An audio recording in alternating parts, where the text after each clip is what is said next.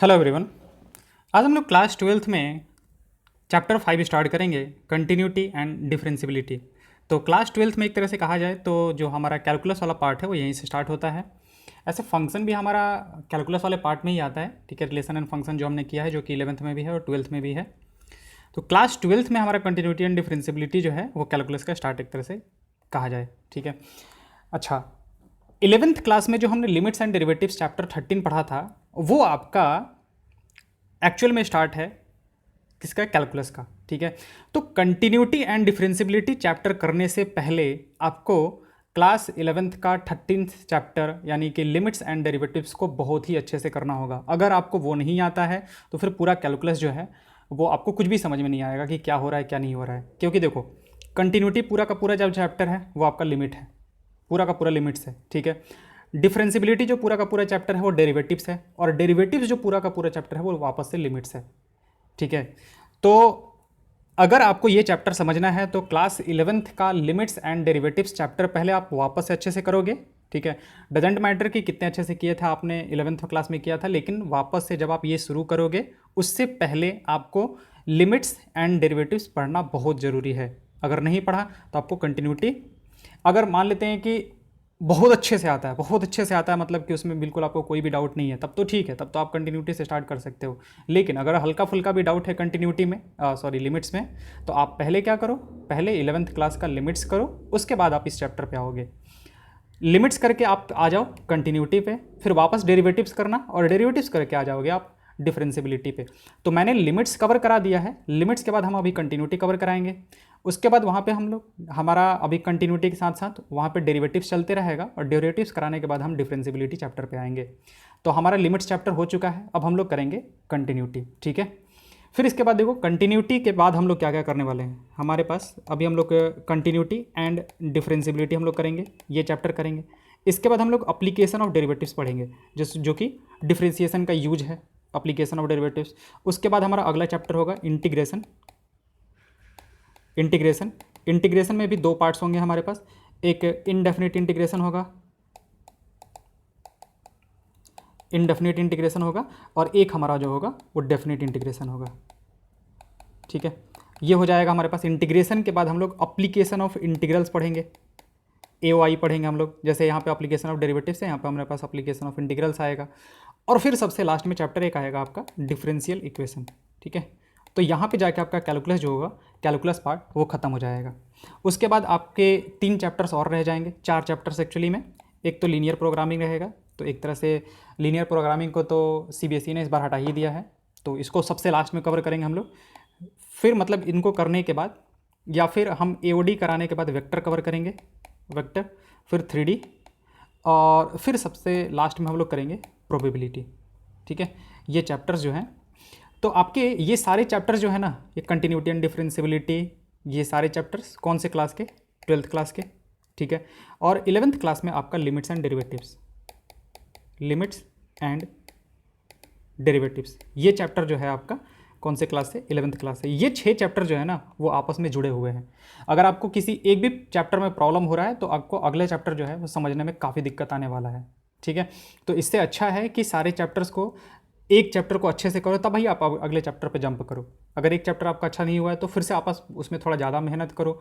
और मान लेते हैं कि अगर एक जगह से समझ में नहीं आ रहा है, 2 जगह 3 जगह देखो, लेकिन समझना ज़रूरी है। पहले आप समझो, फिर क्या करो, फिर अगले चैप्टर पे चलो, कंटिन्यूटी, डिफरेंशियबिलिटी, फिर application of derivatives and integration. तो आपको पढ़ने में भी मज़ा आएगा और सब कुछ समझ में भी आएगा, ठीक है। तो चलिए, लिमिट्स अगर आपने नहीं किया है तो एक बार लिमिट्स कर लो, क्योंकि हम जो है वो पीछे वाली चीज़ों को रेफ़र करते रहेंगे। तो अब फिर बाद में हमको मत दोष देना कि आप मतलब कि जो समझा रहे हो वो समझ में नहीं आ रहा है, क्योंकि लिमिट्स मैंने बहुत अच्छे से समझाया है। तो पहले आप लिमिट्स देख लो, फिर उसके बाद आ जाओ आप कंटिन्यूटी पे। तो अगर आप कंटिन्यूटी लिमिट्स पूरा कर लिए हैं तो अब आप यहाँ से स्टार्ट कर सकते हैं कंटिन्यूटी एंड डिफरेंशियबिलिटी। तो हम लोग इसमें बात करने वाले हैं किसकी? कंटिन्यूटी की, ठीक है। कंटिन्यूटी, अब एक्चुअली कंटिन्यूटी होता क्या है उसके बारे में बात करते हैं। तो देखो, कंटिन्यूटी नाम से ही पता चल रहा है, समथिंग कंटिन्यूस, कुछ क्या है, जैसे रियल लाइफ में हम लोग कहते हैं ना कंटिन्यू, ठीक है। कोई भी चीज़ लगातार किए जा रहे हैं, ठीक है, उसी चीज़ को हम लोग कंटिन्यू कहते हैं, ठीक है। जैसे मान रहे हैं कि लगातार हम 3 घंटे 4 घंटे पढ़े हैं, तो उसको हम लोग कहते हैं कि कंटिन्यू मैंने कल या फिर आज मैंने 4 घंटे कंटिन्यू सुबह में पढ़ा था, ठीक है। तो कंटिन्यू का मतलब कि ये है कि उसमें कोई भी ब्रेक नहीं था, कोई भी ब्रेक नहीं था। मतलब अब ऐसा कोई कहे कि कल हम 12 घंटे लगातार पढ़े थे, मतलब कि सुबह के 6 बजे से शुरू किए थे, शाम के 6 बजे तक पढ़े थे, ठीक है, और बाद में पता चला कि सीरियसली मतलब कंटिन्यू पढ़ा था, तो उसने बोला कि नहीं, मतलब कि शुरुआत में 6 से 7 पढ़े थे और फिर शाम के 5 से 6 पढ़े थे, बीच में वो उतना गैप मार दिए थे, तो वो कंटिन्यू नहीं हुआ ना। कंटिन्यू का मतलब कंटिन्यू मतलब बिना कोई ब्रेक के। तो वही काम हम लोग करने वाले हैं मैथमेटिक्स में भी, कंटिन्यूटी की बात करेंगे, और वो बात करेंगे किस पे, फंक्शन पे, कि एक फंक्शन कंटिन्यू है कि नहीं है। अब यहाँ पे भी दो बातें आती हैं हमारे पास कि कंटिन्यू किस पे करेंगे। तो दो चीज़ों के बारे में हम लोग सीखेंगे कि एक पॉइंट पे, अब पॉइंट पे, एक पॉइंट पे बात करेंगे कि एक पॉइंट पे फंक्शन कंटिन्यूअस है कि नहीं है, और फिर बात करेंगे कि एक इंटरवल में फंक्शन कंटिन्यूअस है कि नहीं है। दो बातें यहाँ पे हम लोग करेंगे कि एक बार हम लोग क्या करेंगे कि एक पॉइंट पे कंटिन्यूअस है कि नहीं है, फिर बातें करेंगे कि एक इंटरवल आपको दे दिया जाएगा, जैसे मान लेते हैं कि ऐसे दिया जाएगा कि कोई फंक्शन है, वो ए से बी इंटरवल में पूछेगा आपसे कि इस ए से बी इंटरवल में आपका फंक्शन जो है वो कंटिन्यूअस है कि नहीं है। तो हम लोग देखेंगे कि इसको कैसे इससे रिलेट करके हम लोग इसको भी निकालेंगे कि हाँ एक इंटरवल में फंक्शन कंटिन्यूअस है कि नहीं है। तो सबसे पहले बातें करेंगे हम लोग कि फंक्शन जो है किसी पॉइंट पे कंटिन्यूअस कब होगा, ठीक है, तो उसकी बातें करते हैं। When a function will B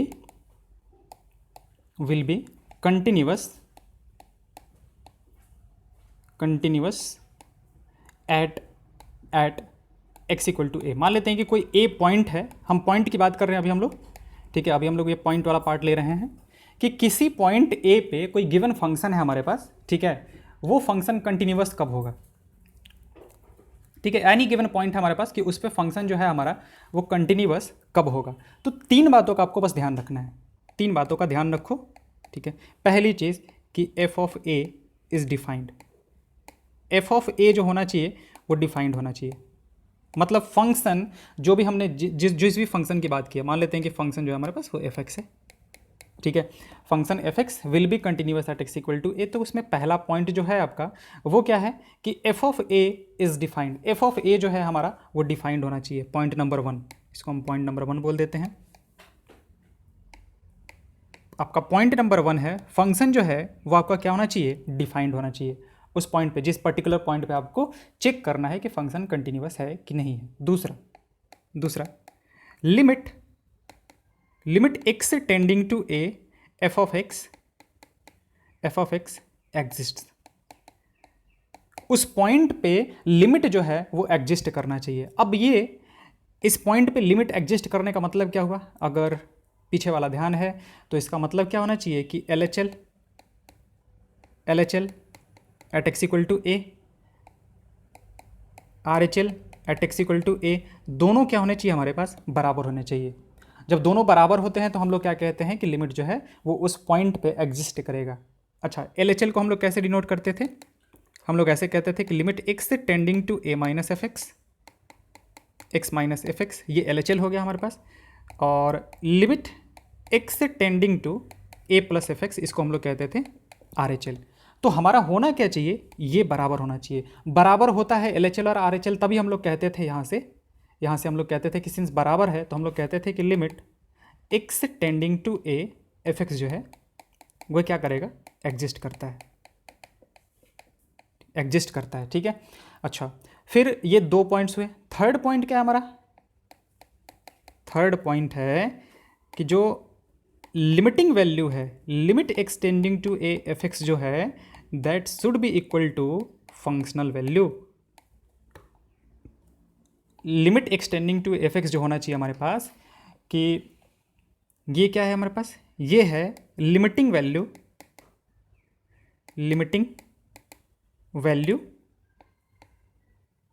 eight x equal to A, X equal to A point पे लिमिटिंग वैल्यू, ठीक है।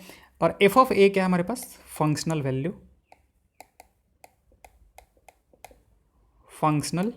Value at x equal to A, ठीक है। यानी कि जो हमारा लिमिटिंग वैल्यू होना चाहिए वो क्या होना चाहिए, फंक्शनल वैल्यू के बराबर होना चाहिए। तो बस ये तीन पॉइंट्स ध्यान रखो, ये 3 पॉइंट्स का ध्यान रखो कि सबसे पहला पॉइंट कि किसी भी पॉइंट पे, जैसे x इक्वल टू ए पे पूछा कि ये फंक्शन कंटिन्यूअस है कि नहीं है, ये पता करो। तो हम लोग 3 चीज़ें देखेंगे कि क्या हमारा एफ ऑफ ए डिफाइंड है। अगले पे चलेंगे कि क्या limit extending to a f x exist करता है, तो हाँ एग्जिस्ट करता है। फिर अगले पॉइंट पे जाएंगे कि क्या लिमिट, ये जो है यहाँ से हमारे पास लिमिट आया है, एग्जिस्ट कर रहा है और जिस भी नंबर के इक्वल है, क्या वो पहले वाले से जो एफ ऑफ ए आया है उसके बराबर है। अगर ये तीनों का जवाब हाँ है, ठीक है, तो फंक्शन जो है वो कंटिन्यूअस होगा हमारे पास। If answers of all the above 3 points, all the above 3 points is yes, अगर आपका yes आंसर आता है then function will be continuous। बस यही करना है आपको पूरे कंटिन्यूटी चैप्टर में, ठीक है। क्या करना है आपको, चेक करना है 3 चीज़ें कि क्या एफ ऑफ ए डिफाइंड है, क्या लिमिट हमारा उस पॉइंट पे एग्जिस्ट कर रहा है, और क्या लिमिटिंग वैल्यू फंक्शनल वैल्यू के बराबर है। अगर ये तीनों चीज़ का आंसर आपका हाँ है तो कंटिन्यूअस है, और अगर ऐसा है कि if answer of any one of above 3 is no, then function will be discontinuous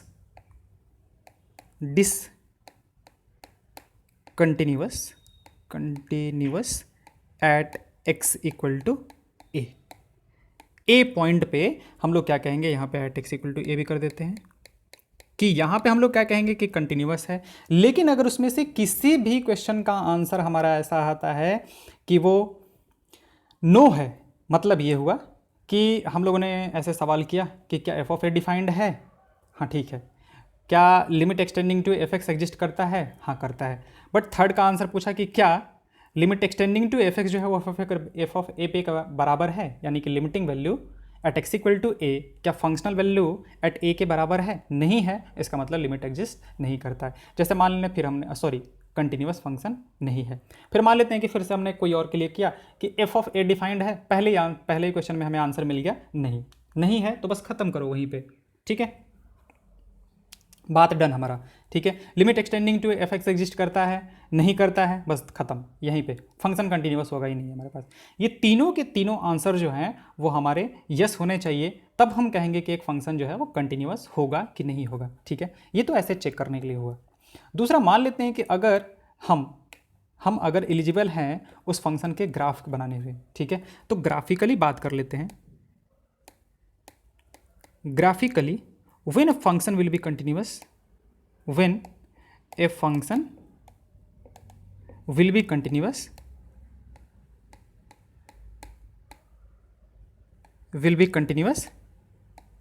at x equal to a, ठीक है। ग्राफिकली हमारे पास कोई ए पॉइंट पे फंक्शन कंटिन्यूअस कब होगा, ठीक है। तो देखो है क्या कि इफ हम ऐसे कहेंगे कि if we can draw the graph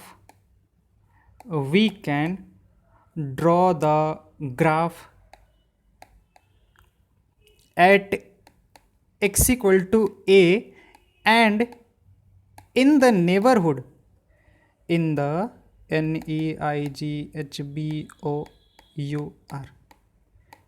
neighborhood of x equal to a, then function will be continuous at x equal to in the neighborhood of x equal to a. If we can draw the graph at x equal to a and in the neighborhood of x equal to a, sorry यहाँ पे चीज़ छूट गया,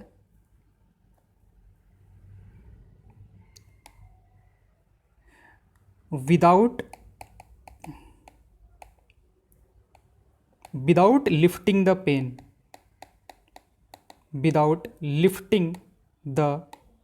pen, then function will be said to be said to be continuous at x equal to A. ठीक है, x equal to ए पे function क्या कहलाएगा हमारे पास, कंटिन्यूस कहलाएगा। ठीक है, ये दो बातें हो गई हमारे पास। अब दोनों बातों को एक एक करके हम लोग देखते हैं कि कैसे हम लोग आखिर चेक करेंगे। ठीक है, देखो दूसरा वाला तो बड़ा ईजी है, दूसरा वाला जो है ना वो बड़ा ईजी है। जैसे दूसरे वाले को ही पहले आपको बताते हैं। जैसे मान लेते हैं कि आपको कोई फंक्शन मिला और उसका ग्राफ दिया हुआ है, पूछा कि ना कि इस पॉइंट पे कंटिन्यूस है कि नहीं है। मान लेते हैं कि हमारे पास ग्राफ कुछ इस तरीके का है।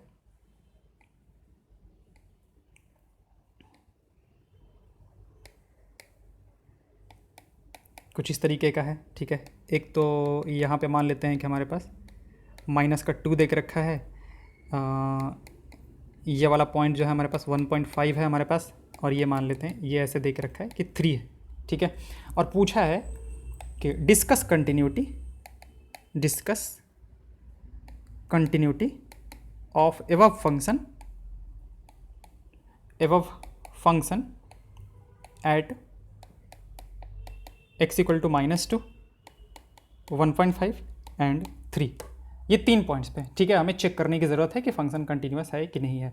तो देखो ग्राफिकली अभी हम बात कर रहे हैं, ये ग्राफिकली हम लोग कैसे चेक करेंगे। ठीक है, देखो जैसे 2 पे हमें चेक करना है कि 2 पे, तो 2 पे ग्राफ है।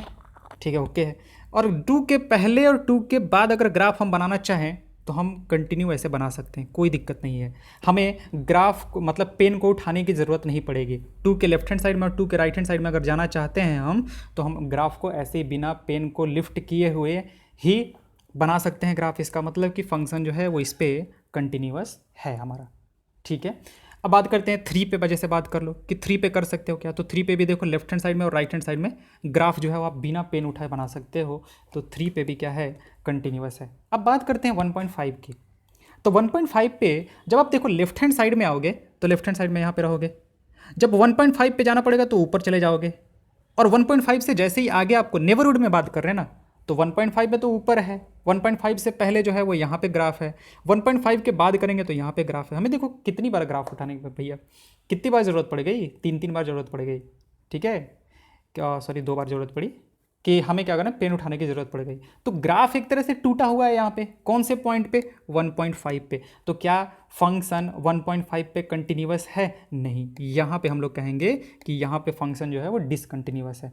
तो पूरे डिसकंटिन्यूटी का मतलब या फिर कंटिन्यूटी का मतलब यही है हमारा कि आप ग्राफिकली कोई भी फंक्शन आपको बोला कि इस पॉइंट पे डिसकंटिन्यूस है, इसका मतलब कि वहाँ पे वो ग्राफ जो है, जब आप उस ग्राफ को बनाओगे तो वहाँ पे पक्का आपको पेन उठाने की ज़रूरत पड़ेगी। ठीक है, पक्का वहाँ पे पेन उठाने की ज़रूरत पड़ेगी, अब बिना पेन उठा नहीं बना सकते हो।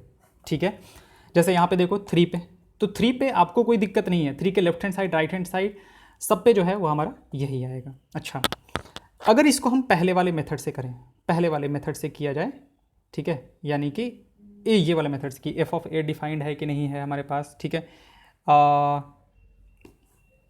Limit x tending to f x जो है वो एग्जिस्ट करता है कि नहीं करता, उसकी बातें करते हैं। चलो, तो मान लेते हैं कि हम इस पर कुछ पॉइंट्स दे देते हैं आपको।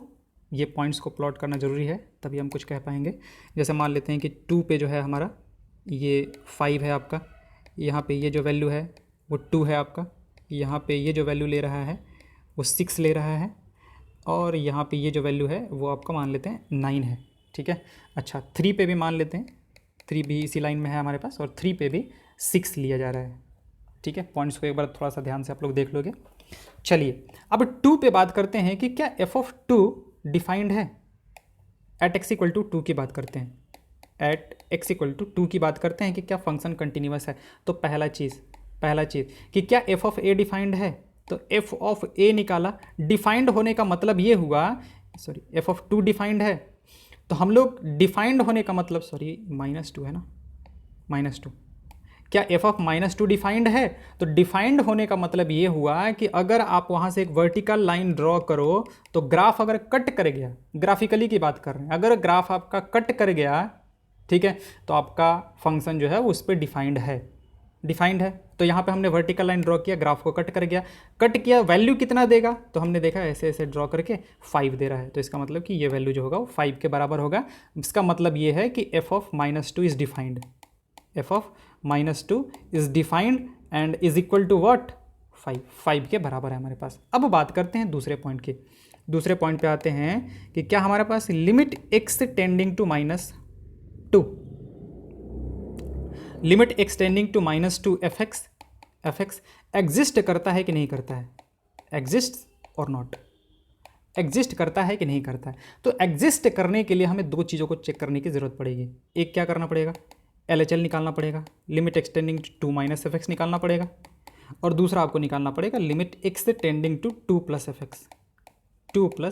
ये दो चीज़ों की ज़रूरत पड़ेगी। चलिए ग्राफिकली देखते हैं कि ये 2 पे फंक्शन क्या वैल्यू ले रहा है और 2 पे वैल्यू फंक्शन क्या वैल्यू ले रहा है फंक्शन।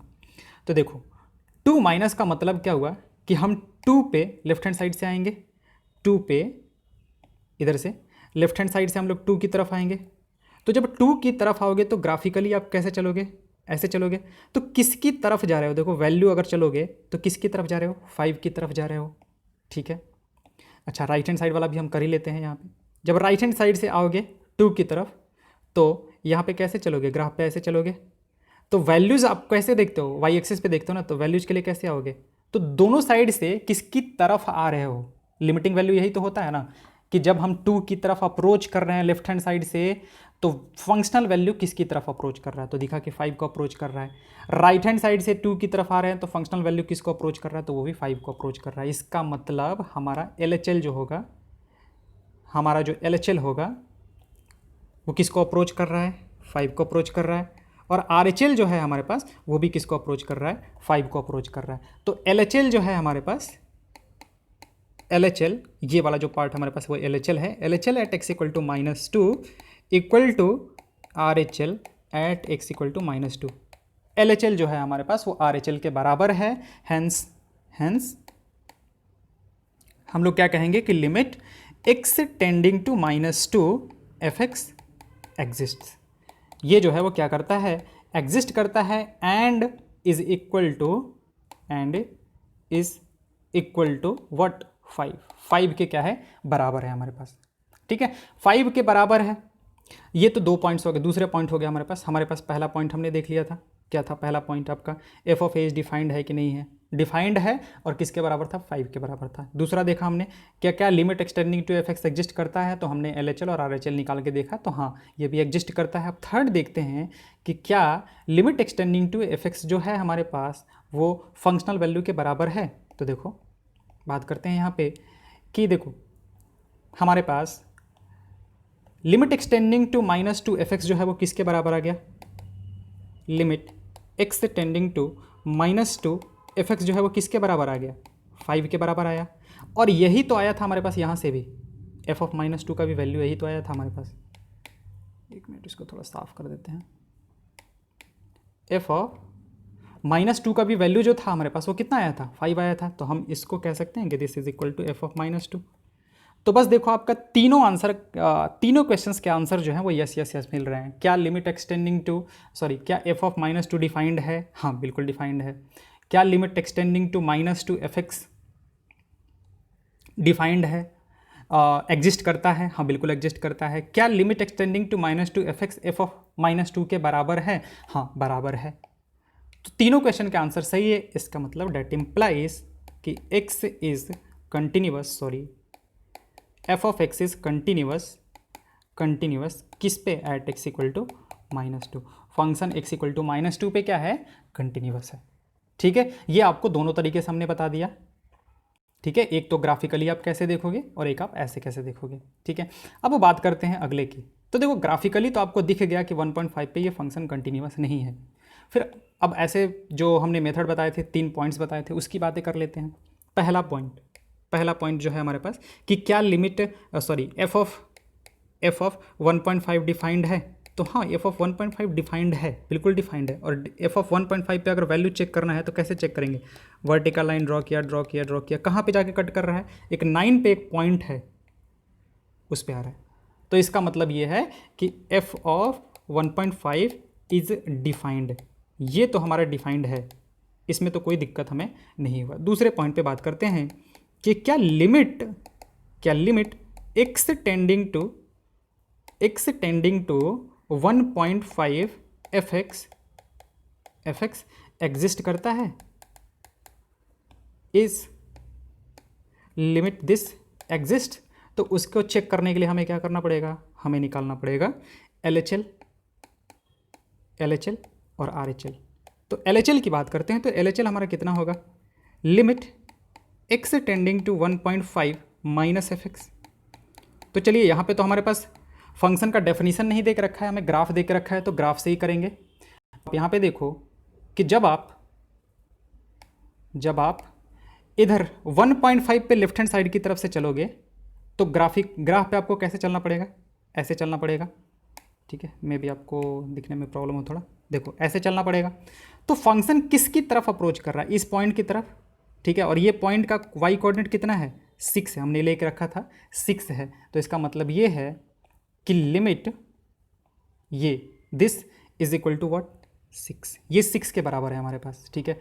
राइट की बात करते हैं कि limit x tending to 1.5 plus fx की बात करते हैं, राइट हैंड लिमिट की बात करते हैं। तो राइट हैंड लिमिट के लिए हमें क्या करना होगा, इस पर राइट हैंड साइड की तरफ से आएंगे 1.5 पे राइट हैंड साइड की तरफ से आएँ तो ग्राफ हमारा ये वाला दिख रहा है अब, ठीक है। तो ये किसकी तरफ जा रहा है, अगर ऐसे देखे जाए तो किसकी तरफ जा रहा है, ये 0.2 की तरफ जा रहा है। इसका मतलब कि जो राइट हैंड लिमिट होगा that will be equal to what, 2 के बराबर। तो क्या हम लोग यहाँ से कह सकते हैं कि हमारा लिमिट एग्जिस्ट करता है, तो हम लोग यहाँ से कहेंगे कि सिंस LHL किस पे, at x equal to 1.5 is not equal to RHL किस पे, at x equal to 1.5, hence limit हम लोग क्या कहेंगे, hence limit x tending to 1.5 fx does not exist. तो बस दूसरा जो हमने सवाल करने के लिए बोला था ना, दूसरा वाला सवाल कि हमारा क्या लिमिट एग्जिस्ट करता है, इसी का आंसर नो मिल गया। तो थर्ड वाले पे जाने की ज़रूरत ही नहीं है, थर्ड वाले पॉइंट पे हमें जाने की ज़रूरत ही नहीं है, हमारा यहीं से हो गया, ठीक है। तो हम लोग यहाँ से कह देंगे कि फंक्शन इज नॉट कंटिन्यूअस, यहाँ say that implies function is not continuous eight किस पे, x इक्वल टू 1.5 पे फंक्शन जो है हमारा वो कंटिन्यूअस नहीं है, ठीक है। चलिए आगे चलते हैं। अब वो वाला अगला वाला जो है वो 3 वाला आप ऐसे ही देख सकते हो, ठीक है। और एग्जांपल्स कुछ लेते हैं हम, जैसे मान लेते हैं कि एक एग्जांपल लिया गया जिसका कि ग्राफ जो है, अगेन ग्राफ दिया हुआ है आपको, हम बाकी फंक्शनल डेफिनेशन पे भी आएंगे हम लोग, पहले थोड़ा सा ग्राफ से आइडिया ले लेते हैं। ये देखो इस तरीके से है हमारे पास। अब मान लेते हैं कि इस पॉइंट पे पूछा गया कि इस पॉइंट पे फंक्शन जो है वो कंटिन्यूअस है क्या, मतलब कि कोई भी एट x इक्वल टू 2 की बात कर लेते हैं कि x इक्वल टू 2 पे फंक्शन जो है हमारा वो कंटिन्यूअस है क्या, डिस्कस कंटिन्यूटी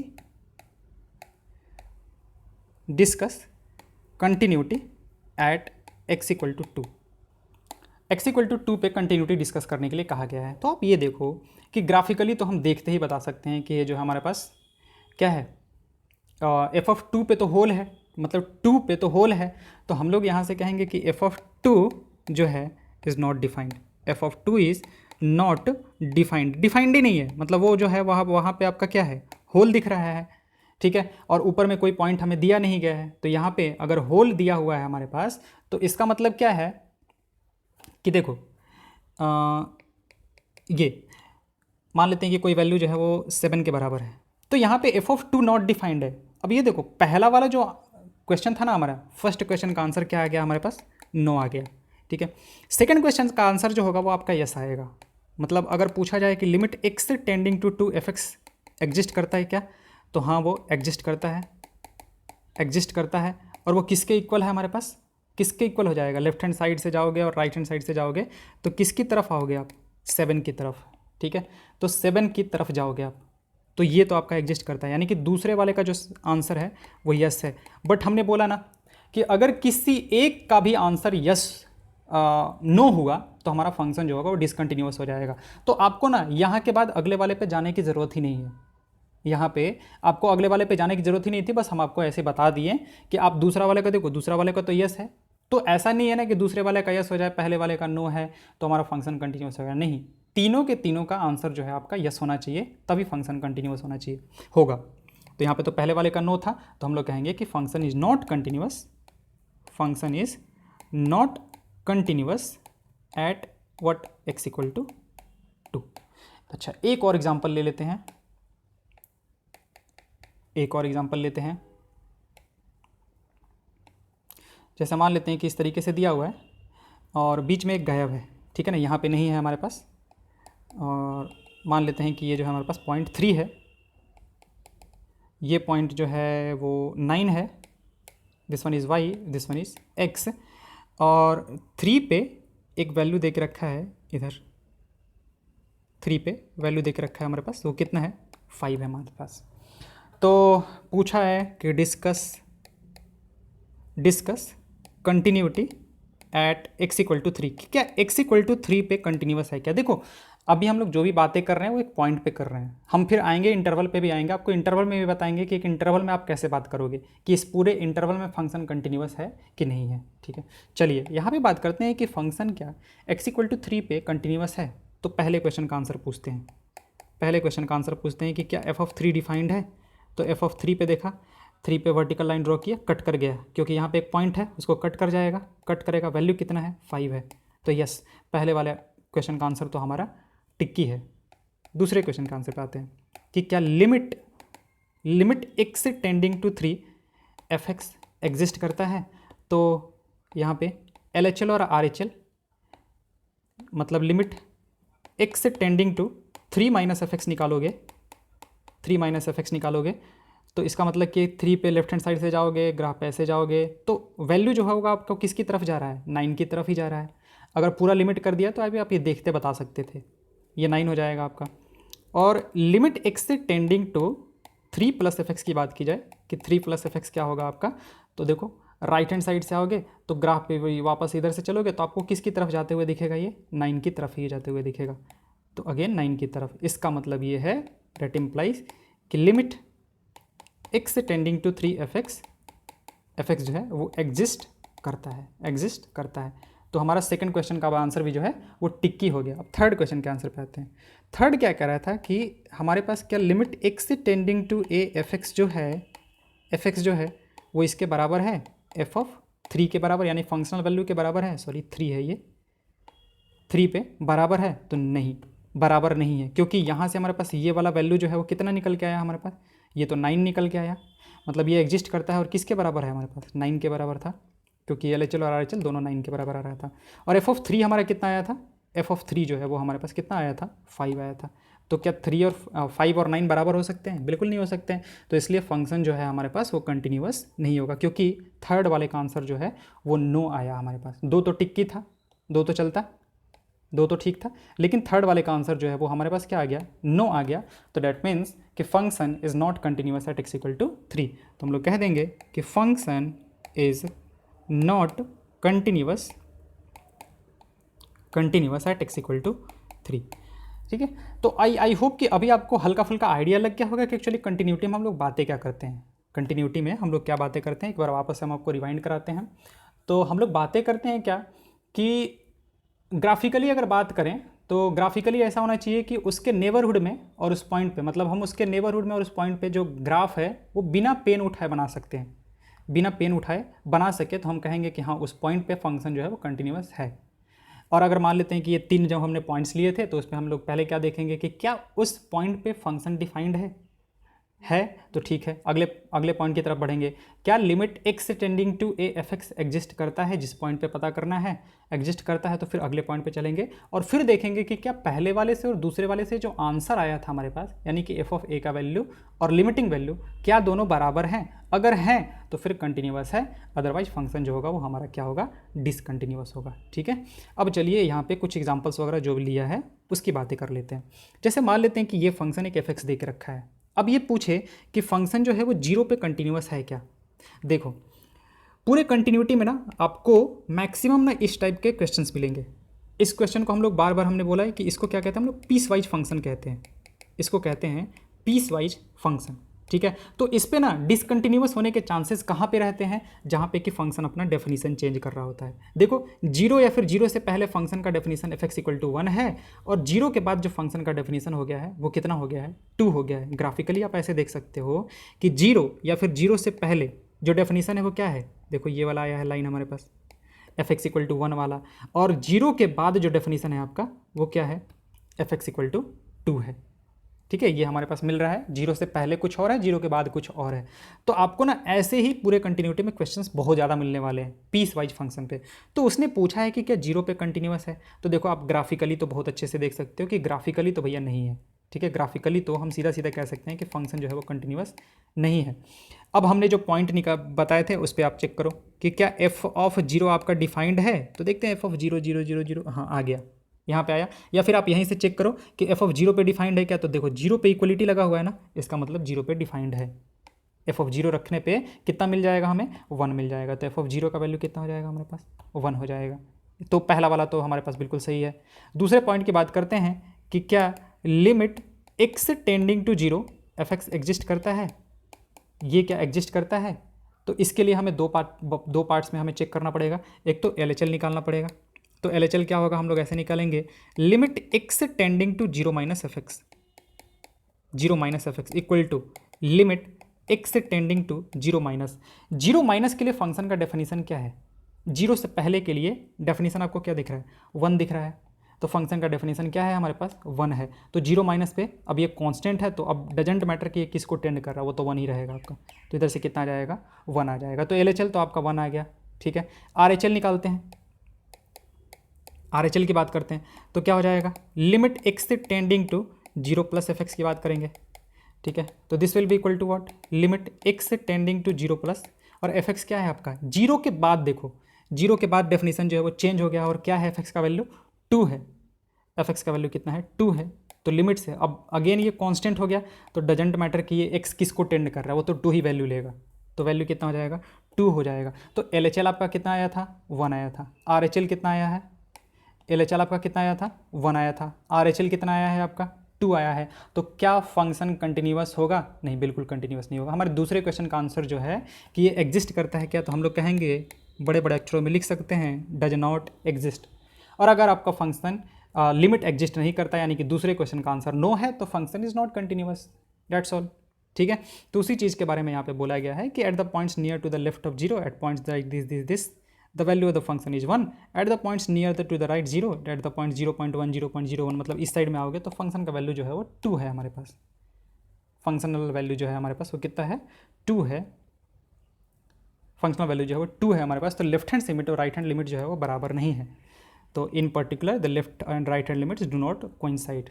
ठीक है, अगर कोइंसाइड नहीं करता है तो हम लोग कहेंगे कि फंक्शन जो है कंटिन्यूअस नहीं है। अब आप यहाँ पे देखो, note that when we try to draw the graph we can not draw it in one stroke, that is without lifting pen from the plane of the paper, we can not draw the graph of this function. ठीक है, मतलब इस function का graph हम लोग 2 मतलब zero के neighbourhood में बिना पेन उठाए नहीं बना सकते, हमें पेन उठाने की जरूरत पड़ेगी। In fact we need to lift the pen when we come to the zero from left, this is not continuous at x equal to 0। ठीक है, चलिए जैसे एक मान लेते हैं कि एक और फंक्शन हुआ हमारे पास। अब ये फंक्शन ये है कि x नॉट इक्वल टू 0 के लिए 1 है और x इक्वल टू 0 के लिए 2 है। तो अब आप इस फंक्शन को रीडिफाइन करना चाहो तो रीडिफाइन भी कर सकते हो। आप ऐसे कर लो, x नॉट इक्वल टू 0 के लिए कितना है, 1 है, यानी कि x नॉट इक्वल टू 0 यानी कि निगेटिव के लिए भी 1 होगा। ये 0 के लिए तो उसने देख रखा है कि 0 के लिए कितना है, 2 है, और x पॉजिटिव के लिए भी कितना होगा, नॉट इक्वल टू 0 के लिए वापस से 1 होगा। ठीक है, तो आप इस फंक्शन का ग्राफ बना लो कि 0 से पहले जो ग्राफ है वो क्या है, 1 है, एफ एक्स इक्वल टू 1 है। एफ एक्स इक्वल टू 1 का लाइन हॉरिजॉन्टल होता है, वाई इक्वल टू 1। और 0 से आगे की बात की जाए तो वो भी आपका कितना है, 1 है। और 0 पे कितना है, 0 पे देखो यहाँ ऊपर चला गया है। तो एफ ऑफ, अगर पूछा जाए कि एफ ऑफ 0 डिफाइंड है क्या, पहले वाले पॉइंट का आंसर, तो एफ ऑफ 0 का वैल्यू कितना दिख रहा है, 2। हाँ बिल्कुल सही है, चलेगा हमारे पास। क्या लिमिट हमारा एग्जिस्ट करता है क्या, तो देखो अब की बार हम डायरेक्ट कर रहे हैं कि लिमिट एक्सटेंडिंग टू 0 जो है वो एग्जिस्ट करता है कि नहीं, एफ एक्स। तो एल जब निकालोगे तो वो भी 1 की तरफ जा रहा है, आर निकालोगे वो भी 1 की तरफ जा रहा है। तो हम लोग कहेंगे कि हाँ ये जो है वो एग्जिस्ट करता है, और किसके बराबर है हमारे पास, ये 1 के बराबर है। अब थर्ड पॉइंट पे आते हैं, तो थर्ड पॉइंट क्या था हमारे पास कि क्या लिमिटिंग वैल्यू फंक्शनल वैल्यू के बराबर है? नहीं है। अब लिमिटिंग वैल्यू फंक्शनल वैल्यू के बराबर नहीं है तो फंक्शन हमारा डिसकंटिन्यूअस हो जाएगा, कंटिन्यूअस नहीं होगा एट पॉइंट जीरो पॉइंट जिसकी भी बात कर रहा है वो, ठीक है। तो वही है हमारे पास कि the function is also defined at every point left and right hand limit at x equal to zero are both equal to 1 but the value of the function at x equal to zero is equals to 2 which does not coincide with the common value to the left hand right hand limit, ठीक है। Again we note that we can not draw the graph of the function without lifting the pen, okay. चलिए okay ये है हमारे पास we may say that a function is continuous at a fixed point if we can draw the graph of the function around that point without lifting the pen from the plane of the paper, okay। चलिए अब आते हैं वापस से, देखो definition इसने क्या देख रखा है, ये हम लोग बातें कर चुके हैं, लेकिन अब एनसीईआरटी वाले हम देखो हम लाइन बाय लाइन के मतलब कि कोई बच्चा अगर ऐसा पढ़ रहा है कि कोई लाइन उसको समझ में नहीं आया तो हम वो भी डाउट नहीं रहने देना चाहते हैं, इसलिए हम लाइन बाय लाइन बताते हैं। हम में भी मेरा जो वीडियो है वो थोड़ा लंबा जाएगा, मैक्सिमम नंबर ऑफ वीडियोज़ बनेंगे, लेकिन ये है कि हाँ जिसको अगर नहीं समझ में आ रहा होगा, एक पॉइंट भी नहीं समझ में आ रहा होगा कि हाँ एक लाइन ये वाला लाइन क्या कह रहा है वो नहीं समझ में आ रहा है, तो हम उस चीज़ को भी बता देते हैं। अगर आपको लगता है कि मतलब कि थोड़ा एक्स्ट्रा हो रहा है या फिर ये चीज़ ज़रूरत नहीं है तो आप फॉरवर्ड कर लो आप, या फिर 2x में देख लो, और जब आपको काम की चीज़ लगे वहाँ से आप देखना शुरू करो, ओके। चलिए तो डेफिनेशन है हमारे पास कि suppose f is a real function on the subset of real numbers and let c be a point in the domain of f, तो f is continuous eight c, मतलब कि हमें x इक्वल टू c पे check करना है, तो x equal to c पे check करना है कि फंक्शन कंटिन्यूअस है कि नहीं है, तो क्या होगा limit extending to c f जो है वो fc के बराबर होना चाहिए हमारे पास। अब देखो अब कहोगे कि ये तो सीधे सीधे थर्ड पॉइंट ले लिया गया, तो इस थर्ड पॉइंट में ही बाकी के दोनों पॉइंट्स गिवन है, क्योंकि f ऑफ c के बराबर करने का मतलब क्या हुआ कि f ऑफ c पक्का डिफाइंड होगा तभी तो किसी के बराबर किया जा रहा है, और limit extending to c fx को fc के बराबर किया जा रहा है, इसका मतलब कि लिमिट भी एग्जिस्ट करेगा, तभी हम लोग बातें कर रहे हैं इसकी। तो बाकी दोनों पॉइंट्स जो है ना वो आपको इसी पॉइंट थर्ड पॉइंट में मिल गए हैं, ठीक है। और if the left hand limit, right hand limit and the value of the function at x equal to c exist and is equal to each other then f is continuous at x equal to c, ठीक है। तो वही चीज़ यहाँ पे देख रखा है हमारे पास, a function is continuous at x equal to C if the function is defined at x equal to C and if the value of X equal to C equals to the limit of the function at x equal to C, ठीक है। अगर नहीं continuous होता तो हम लोग क्या कहते हैं, डिसकंटिन्यूअस कहते हैं, और सी को कहते हैं कि C is point of discontinuity of that function, जो भी फंक्शन देख रखा है हमारे पास, ठीक है। अब चलिए नेक्स्ट वीडियो में हम करेंगे एग्जाम्पल नंबर 1 से इलेबोरेट करेंगे, हम लोग एक एक एग्जाम्पल को अच्छे से समझेंगे, वरना वीडियो बहुत लंबा हो जाएगा। Okay, thank you.